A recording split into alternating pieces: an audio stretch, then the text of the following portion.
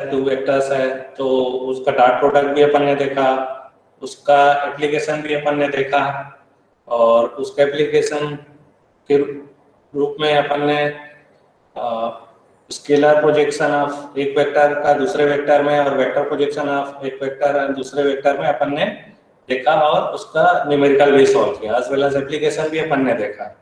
ठीक है, तो अब नेक्स्ट आगे हम देखने जा रहे हैं cross product of two vectors. Cross product, ठीक है, क्रॉस प्रोडक्ट। तो suppose two vectors given are A vector and B vector.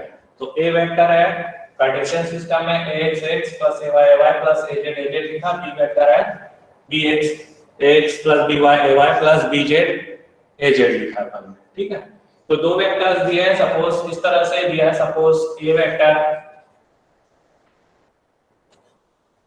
इस डायरेक्शन में है और बी वेक्टर मेरा ये बी वेक्टर। सपोज दोनों के बीच एंगल है थीटा, ए से बी जा रहे हैं, that I am representing as a theta AB angle AB। तो cross product of two vectors जो है हम डिफाइन करते हैं ए वेक्टर क्रॉस, ये क्रॉस का साइन है, this is not multiplication sign, याद रखिएगा ये जो है यहाँ पर।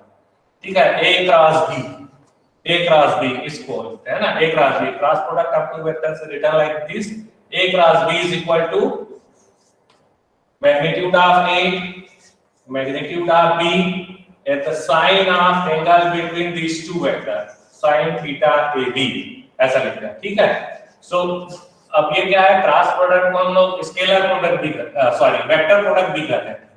वेक्टर प्रोडक्ट क्यों करते हैं? क्योंकि क्रॉस प्रोडक्ट टू वेक्टर्स लेते हैं तो हमें वेक्टर क्वांटिटी मिलता है, लेकिन यहाँ पर जो लिखे हैं हम लोग, इसमें क्या हो रहा है कि ये स्केलर क्वांटिटी बन रहा है, तो इसलिए हम लोग उसका जो है वेक्टर बनाने के लिए इसको लिखते हैं यूनिट वेक्टर्स। ए एन लिखा, ए एन का पर्पस है ये ऐसा वेक्टर होता है unit vector that is perpendicular to both the vectors, a और बी दोनों का परपेंडिकुलर में होता है, इसलिए ए एन लिखा। So where A N is unit vector normal to both A vector and B vector, ये दोनों के परपेंडिकुलर होता है, दोनों के परपेंडिकुलर, जो कि राइट हैंड स्क्रू रूल को फॉलो करता है। राइट हैंड स्क्रू रूल को फॉलो करता है, मतलब अगर हम ए टू बी ऐसे जाएं, ए टू बी अगर स्क्रू को ऐसे टाइट करें तो अंदर की तरफ जाएगा, ए एन जो है वो अंदर की तरफ जाएगा ऐसा, तो ये ए एन ऐसा, that is perpendicular to both A and B. अगर इसको एक प्लेन में ले लूं मैं ऐसा, इस तरह से इसको मैं अगर एक प्लेन में ले लूं, तो मुझे अगर इसको मैं एक्स वाई प्लेन में लेता हूं तो उसके परपेंडिकुलर में मुझे नीचे की तरफ मिलेगा इस तरह से ऐसा, this a n unit normal. तो सी वेक्टर जो है मुझे मिलेगा that is a cross b, this c will be perpendicular to both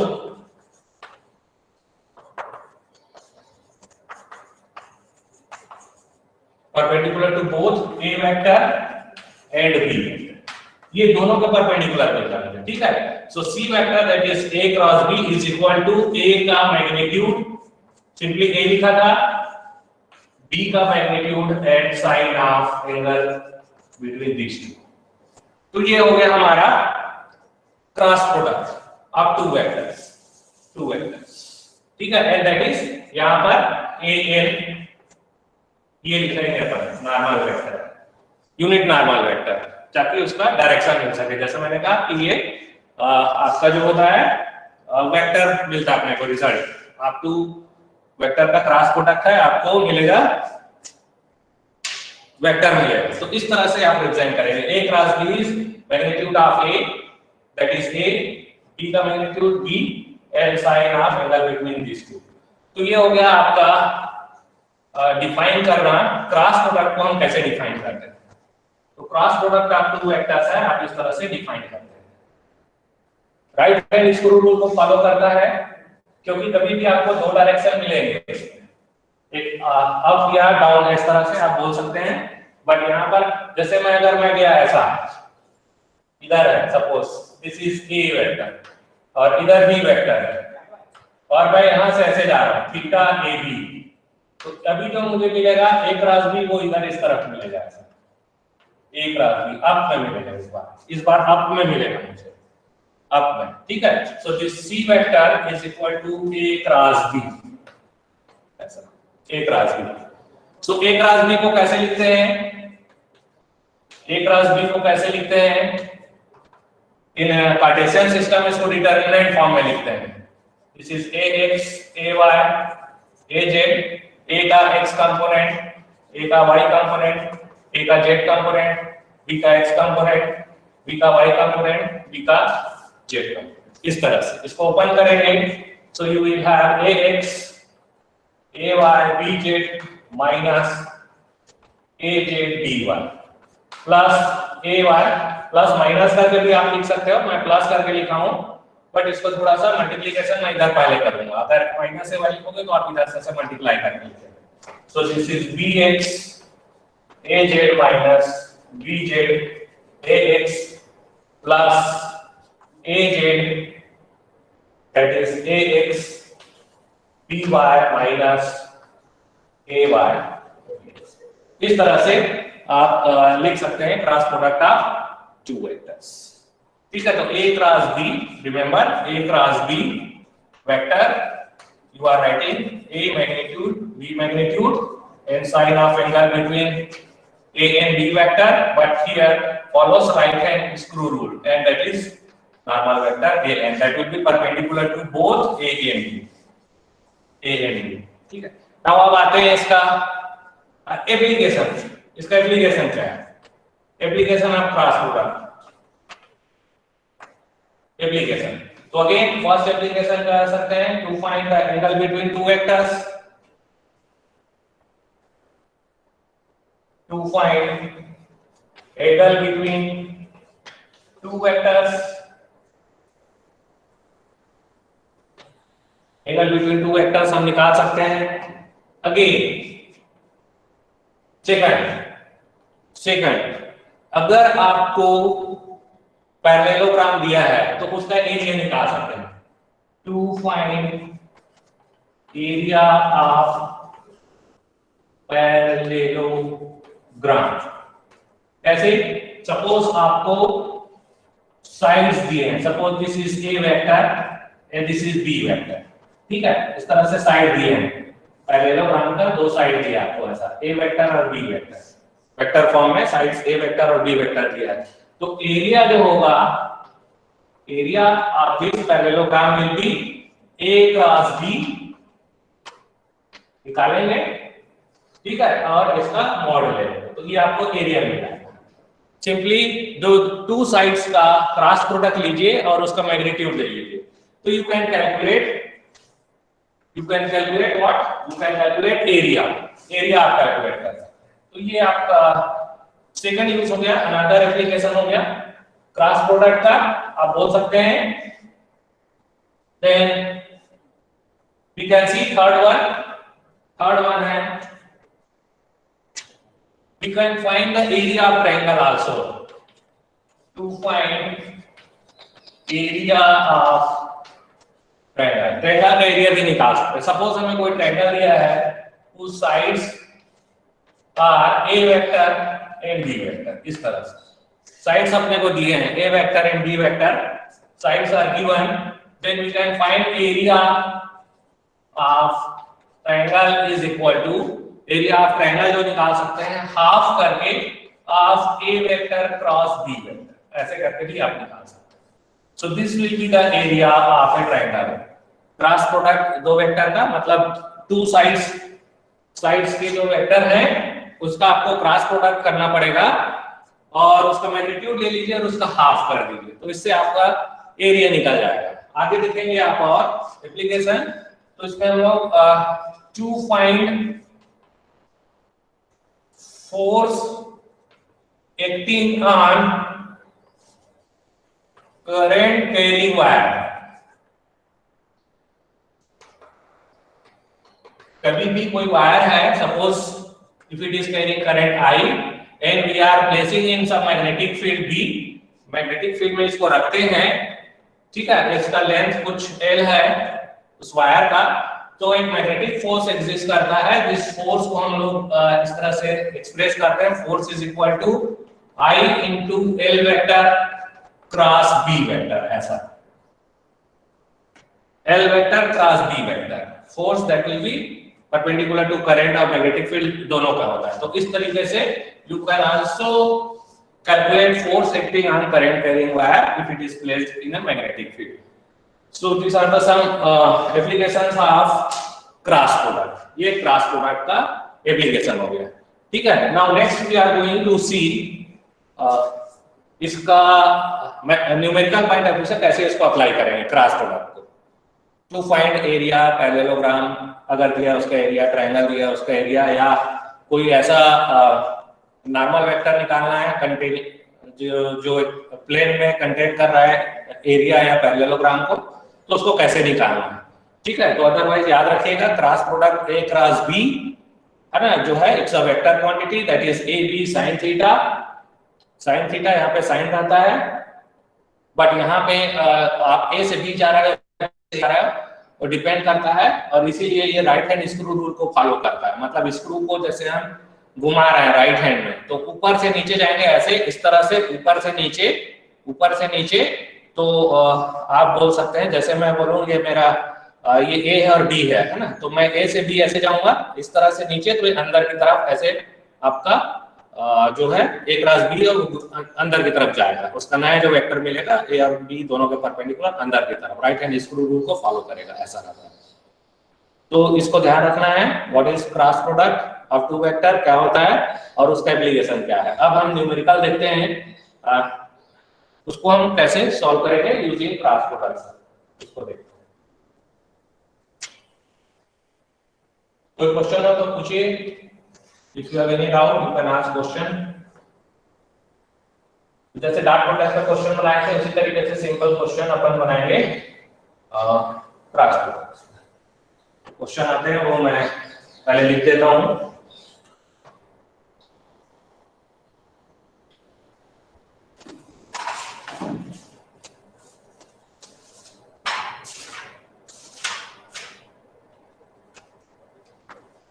ये मैं हेड का क्वेश्चन बनाने जा रहा हूं, D1.4 है,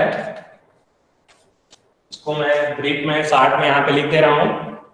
3 vertices of a triangle are located at, 3 vertices of a triangle are located at A है 6 - 1 and 2, B है सेकंड वर्टिसेस है B -2 3 -4 and C that is -3 1 and 5, ठीक है।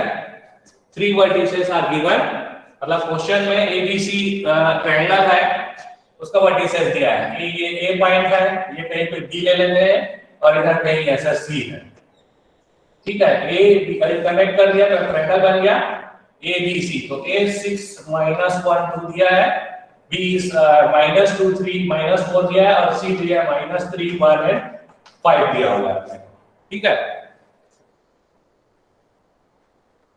तो क्वेश्चन है फाइंड ए पार्ट बोल रहा है find RAB vector cross RAC vector, RAB vector cross RAC vector निकालने बोल रहा है, ठीक है। ABC 3 vertices of a triangle दिया है बस अपने को, और ये लोग बोल रहे हैं कि आप RAB क्रॉस RAC निकाल लीजिए, RAB क्रॉस RAC निकाल लीजिए, ठीक है। What will be this value, a part होगा, what will be RAB cross RAC, क्या होगा ये निकाल दीजिए। तो हम निकाल सकते हैं। फर्स्ट क्या करेंगे हम लोग, फर्स्ट सबसे पहले हम लोग RAB निकालेंगे, क्योंकि हमें सिर्फ वर्टिसेस मालूम है, वेक्टर नहीं मालूम है। तो इस वर्टिसेस A और B को ज्वाइन करते हुए एक वेक्टर ड्रा करेंगे, सो this will be RAB vector, A से B, ठीक है। A से B एक वेक्टर ड्रा किया, इसको RAB बोला पहले। तो RAB निकाल लेंगे पहले, सो RAB वेक्टर इज -2 देन -6, तो याद आएगा -8 AX, फिर 3 माइनस तो ये +1 हो जाएगा, तो दिस इज 4 AY, देन फिर यहाँ पे देन फिर -4 -2, so this is -6 AZ ये आ जाएगा। तो इसको हम लोग ऐसे लिख सकते हैं शॉर्ट फॉर्म में, this is -8 4 and -6, so this will be the RAB vector, RAB vector आ गया। now then RAC vector, तो इसके लिए क्या करेंगे, A और C से ज्वाइन करते हुए एक लाइन खींचेंगे और ये बन गया आपका RAC vector, A to C ऐसा, A to C ऐसा, इस तरह से RA से C तक। तो RAC वेक्टर क्योंकि हमें पूछा गया है RAB क्रॉस RAC क्या होगा, तो RAC पहले निकालना पड़ेगा, तो हम पहले RAC निकालते हैं। सो दिस इज -3 -6, तो -9 हो गया ये AX, देन 1, फिर ये हो जाएगा 1 -1, सो दिस इज 2, AY हो गया, देन फिर 5 -2, so this is +3 AJ। So you can write here it as a -9 2 and then इस तरह से आप इसको लिख सकते हैं। तो ये RAC हो गया, RAC वेक्टर आपने निकाल लिया। नाउ अब हम कैलकुलेट कर लेते हैं, हमें बोला जा रहा है RAB क्रॉस RAC निकाल दीजिए, क्रॉस RAC निकाल दीजिए। तो इसको डिटरमिनेंट फॉर्म में लिखते हैं, this is AX AY AZ। अभी RAB का X component Y component Z component लिखेंगे, सो दिस इज -8, ठीक है, this is 4 and this is -6 ऐसा। तो ये हो गया RAB का X component Y component Z component लिख लिया। अब RAC का X Y Z कंपोनेंट लिखेंगे, so this is -9, this is 2 and this is, तो इसको डिटरमिनेंट ओपन कर देंगे, so you will have RAB cross RAC is equal to क्या आ जाएगा, that is equal to 24 AX plus 24 AX plus 78 AY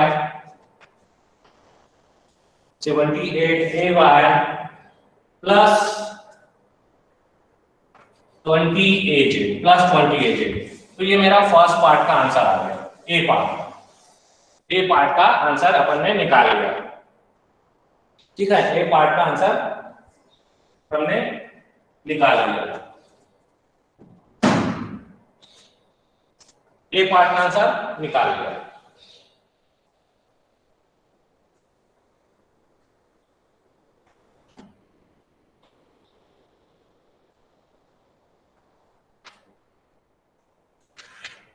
now next है, next question बोल रहा है बी है एरिया ऑफ ट्रायंगल निकाल दीजिए। बी पार्ट बोल रहा है फाइंड एरिया ऑफ ट्रायंगल का एरिया निकाल दीजिए। मतलब ये जो एबीसी एक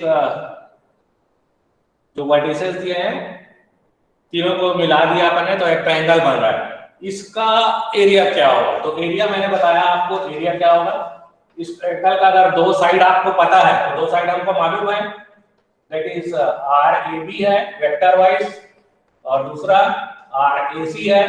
देखिए इसको RAC ले लिया और इसको RAB ले लिया, इसके दो साइड अपने को पता है, इसका मैग्नीट्यूड ले लेते हैं, ठीक है, इसका हाफ ले लेते हैं। So this area will be equal to half of what will be magnitude of RAB cross RAC का, इसका मैग्नीट्यूड निकालना है, so that will be under root of RAB cross RAC अभी निकाले अपन ने। देखिए ये 24 78 और 20 उसका कंपोनेंट है x y z, so 24 का 24 square plus 78 square plus 20 square, तो ये आपका समथिंग 84 आया, ये 84 divided by 2, so area will be that is 42। तो सेकंड आंसर हो गया आपका 42 आ गया, 42 एरिया 42 आ गया।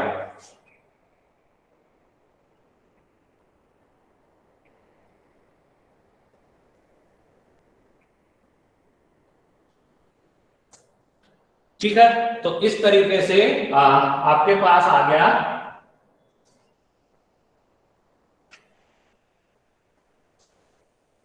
एरिया। नाउ अब ये पूछ रहा है, अब जो नेक्स्ट क्वेश्चन है, नेक्स्ट क्वेश्चन में पूछ रहा है C part. Now C part, what C part ये बोल रहा है, सी जो थर्ड पार्ट है वो बोल रहा है find unit vector perpendicular to plane. एक प्लेन है उसके परपेंडिकुलर यूनिट वेक्टर निकाल दीजिए। Find unit vector perpendicular to plane that contain triangle. वो जो ट्रायंगल है कंटेन कर रहा है उसके परपेंडिकुलर में निकाल दीजिए। मतलब इस तरह से जो हमने बनाया था, this is R A B vector, this is R A C vector, है ना। तो ये एक प्लेन में हो गया, इसके परपेंडिकुलर में, इसके परपेंडिकुलर में। तो हमने आपको बताया कि दो वेक्टर है, आर ए बी वेक्टर और आर ए सी वेक्टर। तो बेसिकली हमको निकालना है normal vector that is perpendicular to this both the vectors R A B और आर ए सी। तो इसको हम क्या करेंगे, R A B cross R A C, ये हमें परपेंडिकुलर वेक्टर मिला बट ये यूनिट वेक्टर नहीं है। तो इसको हम क्या करते हैं, that is R A B cross R A सी, इसके मैग्नीट्यूड से डिवाइड करके हमेशा इसे निकालते हैं। यूनिट वेक्टर क्या होता है, vector divided by its magnitude. So ये पूरा vector divided by its magnitude, है ना, डिवाइडेड बाय इट्स मैग्नीट्यूड कर देंगे तो हमें यूनिट वेक्टर मिल जाएगा, यूनिट वेक्टर मिल जाएगा। So this value is equal to ये 24 78 और 20 ये निकला हुआ है, and this value is RAB cross RAC already हमारा निकला हुआ है 84। So you can calculate this value unit vector that is normal to plane containing triangle, या आप बोल सकते हैं that is a vector that is perpendicular to both the vectors RAB and RAC. So normal unit normal vector, required normal vector, that will be equal to 0.286 AX plus 0.928 AY plus 0.238 AG. This will be the answer. So this will be the unit vector that is perpendicular to the triangle. Triangle जिस plane में रखा है उसके perpendicular में। तो इस तरह से जो है हम निकालते हैं इसको। तो ये हो गया आपका application numerical point of view से कि आपको 3 वर्टिसेस या फिर ट्रायंगल का, तो उससे आप जो है लाइन वेक्टर्स निकाल सकते हैं, साइड्स के जो है वेक्टर वो निकाल सकते हैं, और उससे फिर आपको जो डिजायर्ड क्वांटिटी पूछा गया है क्रॉस प्रोडक्ट यूज करके हम निकाल सकते हैं। कोई डाउट हो तो पूछ लीजिए। कैसे निकला, पहला पार्ट था आपका क्रॉस प्रोडक्ट निकालना, आरएबी और आरएसी का दो साइड है उसका क्रॉस प्रोडक्ट निकालना था। फिर एक में एरिया पूछा गया था जो ट्रायंगल फॉर्म हो रहा है, और थर्ड में unit vector perpendicular to the triangle निकालना था। तो इस तरीके से आप उसको सॉल्व करेंगे। तो ये हो गया क्रॉस प्रोडक्ट का application numerical point of view से। ठीक है, अब आगे चलते हैं। ये हो गया क्रॉस प्रोडक्ट का न्यूमेरिकल, बुक्स में आ दिए हैं क्वेश्चन, आप करिए उसको। 1.15 क्वेश्चन है, 1.15 आप ट्राई करिए, हेड की बुक है 1.15, question number 1.15 you can see and solve. उसका आंसर भी दिया हुआ है, अगर कोई दिक्कत होता है तो आप जो है इसको पूछ सकते हैं। अब आगे चलते हैं उसमें कार्टेशियन सिस्टम में हम आगे चलते हैं। Differential length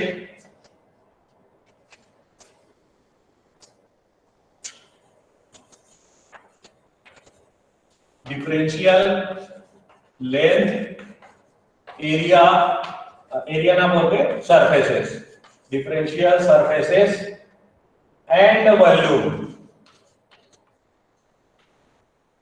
in Cartesian coordinate system.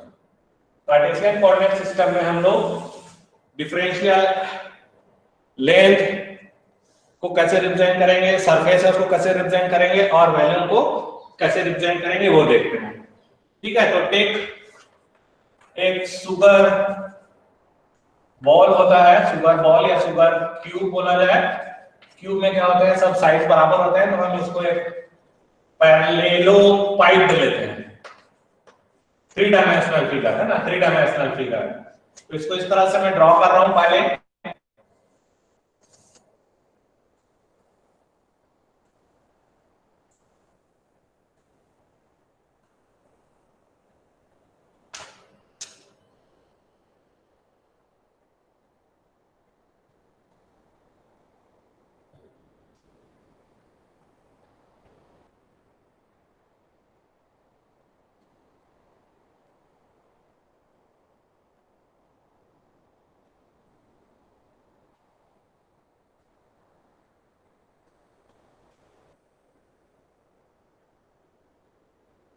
ये देखिए एक पैरेललोपाइड बनाया है मैंने, एक पैरेललोपाइड बनाया है। ये ओरिजिन है मेरा, ये कोई पॉइंट पी है, यहाँ पे पी है, उसको रिप्रेजेंट कर रहा हूं।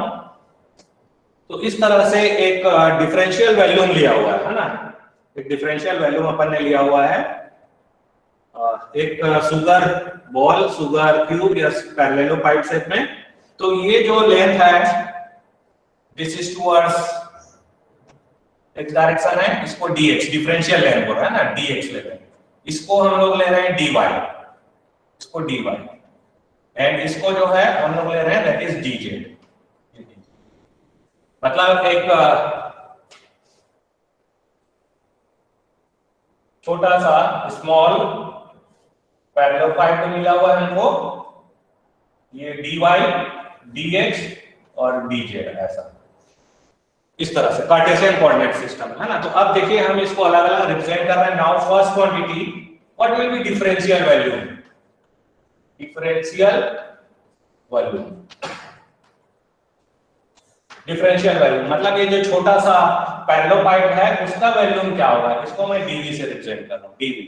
इसका वैल्यूम जैसे निकालना है तो क्या करेंगे आप, dx है ना, ये वाली जो लेंथ है विड्थ और हाइट, लेंथ विड्थ और हाइट मल्टीप्लाई कर देंगे तो वैल्यूम मिल जाएगा। इस बॉक्स का बोल सकते हो। So dv is equal to dx dy, ठीक है। अगर मुझे दिया जाए एक्सटेंशन कार्टेशियन सिस्टम में, suppose you are given like this 1x3, x का एक्सटेंशन 1 से 3 है, y का एक्सटेंशन इस तरीके से है, z का एक्सटेंशन इस तरीके से है, then find volume enclosed by this region। ये जो रीजन है कितना वॉल्यूम इनक्लोज करेगा तो आप निकाल सकते हैं, ठीक है, वॉल्यूम निकाल सकते हैं। तो टोटल वॉल्यूम जैसे आपको निकालना हो, सो ट्रिपल इंटीग्रेशन करेंगे इसको dv को, and that is equal to triple integration of this is dx dy dz, ऐसा इस तरह से। अब जैसे 1 से 3 है तो आप x1 x2, अगर यहां से 1 से लेके 2 थी, 1 से लेके 3 है तो 1 से लेके 3 कर देंगे, अदरवाइज y1 से लेके y2, 2 से लेके 6 जो भी होगा दिया रहेगा लिमिट, उस लिमिट को अपन पुट कर देंगे। तो इस तरह से टोटल वैल्यूम भी आप निकाल सकते हैं। So this will be the calculation of volume, volume calculation आप कर सकते हैं। तो ये हुआ वैल्यूम का। अब नेक्स्ट देखते हैं हम लोग एरिया को कैसे करेंगे। Area, area how will you calculate differential surfaces. तो हम यहां पे देखने जा रहे हैं। अब मैं इसको फिर से मिटा दे रहा हूं, फिर से मैं बना लूंगा इसको, ठीक है। तो इसको इस तरह से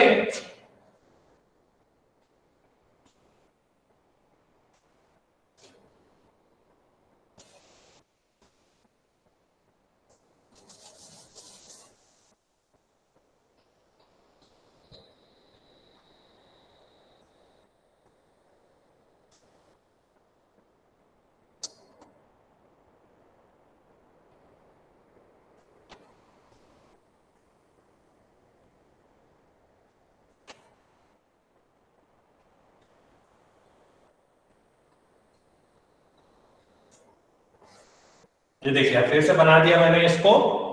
तो आप देखेंगे कितने फेस मिलेंगे अपने को, पैरेललोपाइड में 6 सरफेसेस ही मिलेंगे, 6 सरफेसेस आपको मिलेंगे, ठीक है, 6 सरफेसेस। तो पहला देखें हम लोग top surface. Top surface, top surface. तो एक बात मैं बताना भूल गया था, वो मैं यहीं पे आपको बता देता हूँ यहाँ पर, फिर हम इसमें जो 6 फेसेस है उसका एरिया कितना होगा ये बात करते हैं, है ना। यहाँ पे एक चीज ऐड करना चाहूंगा, I would like to add one thing, कि that surface is a vector quantity। Surface एक वेक्टर क्वांटिटी होता है। जैसे सपोज है एक कोई क्लोज पाथ है ना, ये कोई देखिए मैं बनाया हूं, ये एरिया है सपोज इसका ds है, डिफरेंशियल एरिया इज ds है, इस तरह से एरिया इसका ds है। तो ये किधर पॉइंट आउट करेगा, तो कोई भी सरफेस है जनरली सरफेस के परपेंडिकुलर में पॉइंट आउट करता है, either it will point up और either it will point down.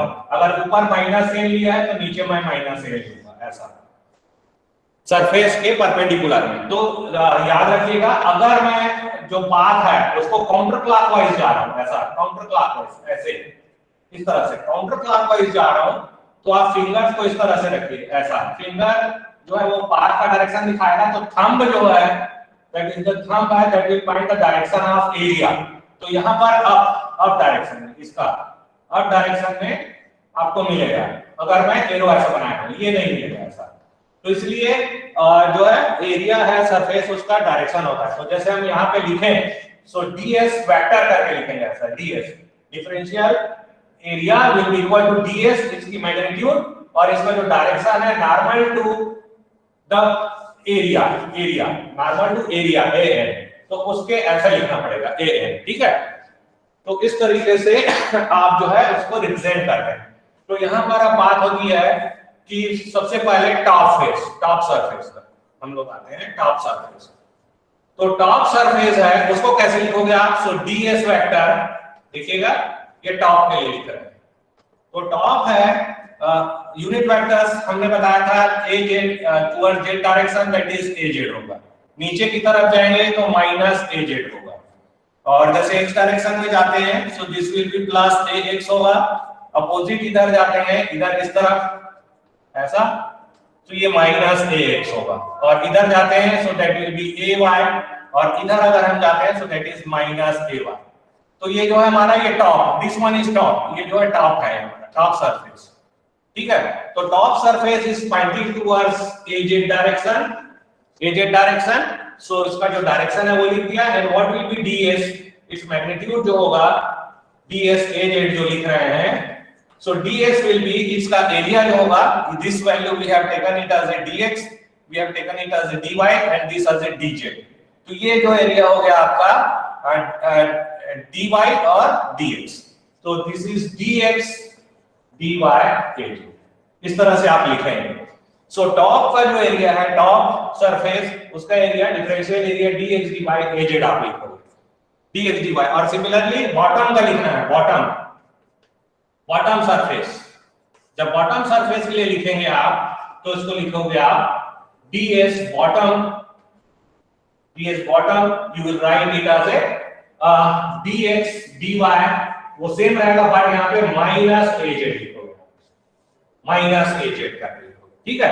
सो ये हो गया आपका इसका एरिया, बॉटम जो है दिस वन, ये जो बॉटम सरफेस है उसका मिल गया, है ना। एक कोई बॉक्स रख लीजिए, बॉक्स, तो ये टॉप है, ये टॉप का हमें कैलकुलेट किया एरिया, देन नाउ बॉटम का, और फिर उसके बाद हम आ जाते हैं right, this one is right, ये जो है right surface. Now third one we are going to write for right surface. तो राइट सरफेस के लिए हम लिखने जा रहे हैं, सो राइट सरफेस के लिए जब आप लिखोगे सो this is ds right, subnet लगा दिया पता चले।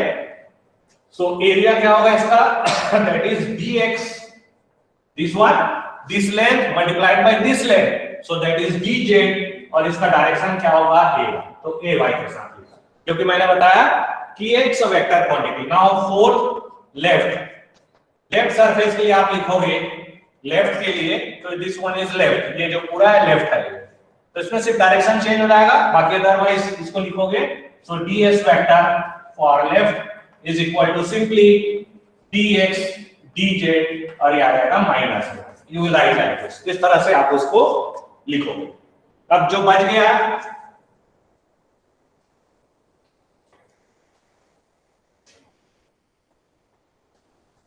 यहाँ पे टू सरफेसेस बच गए हैं। कौन कौन से बच गए हैं? आपका जो बच गया front, this one is front, ये जो पूरा है ये फ्रंट है, front. So you are writing for front. Now front surface, so this is the front surface या फ्रंट फेस कह लीजिए।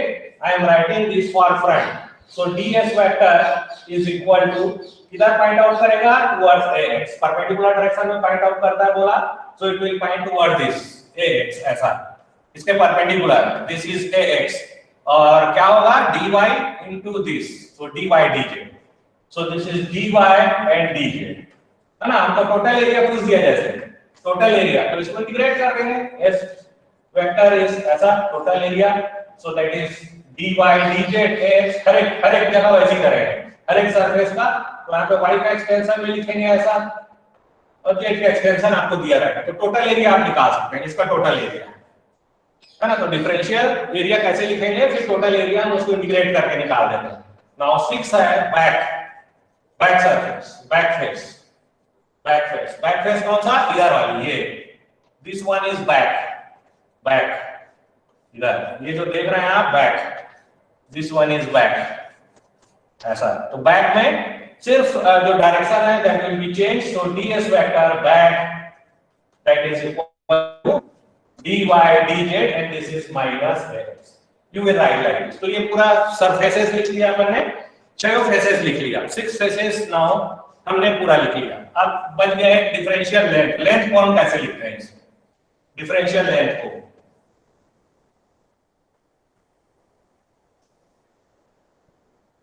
लेंथ को कैसे रिप्रेजेंट करेंगे हम देखने जा रहे हैं। तो अगेन फिर से मैं एक बार बना दे रहा हूं, देखिएगा।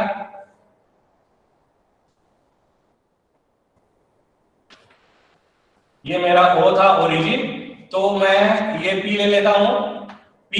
तो O जो है इसका कोऑर्डिनेट आप देखोगे तो 0 0 0, P का जो बनेगा वो dx dy और dz बनेगा। तो OP वेक्टर यहाँ पे जो बनेगा इसको मैं dl वेक्टर, तो इसको बोल रहा हूं डिफरेंशियल लेंथ जो बनेगा।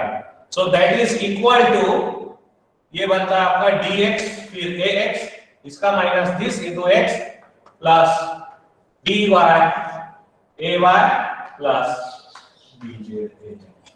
यही आप अगर उसमें जाएंगे सिलेंड्रिकल कोऑर्डिनेट में, तो ये d रो a रो करके बनेगा, रो d phi a phi बनेगा और dz dz करके बनेगा। सो इस तरीके से जो है डिफरेंशियल लेंथ, सरफेस और वॉल्यूम को आप लिखते हैं, और टोटल लेंथ, एरिया और वॉल्यूम आप निकाल सकते हैं बाय सुटेबली इंटीग्रेटिंग। लेंथ बोले तो सिंगल इंटीग्रेशन, सरफेस बोले तो डबल इंटीग्रेशन, और अगर वॉल्यूम बोले तो ट्रिपल इंटीग्रेशन करके आप उसको निकाल सकते हैं। तो नेक्स्ट क्लास में देखेंगे रिलेटेड इसका न्यूमेरिकल कैसे बनाना है, बट आज के लिए अपना ठीक है। इसका एप्लीकेशन है हम लोग नेक्स्ट क्लास में देखेंगे।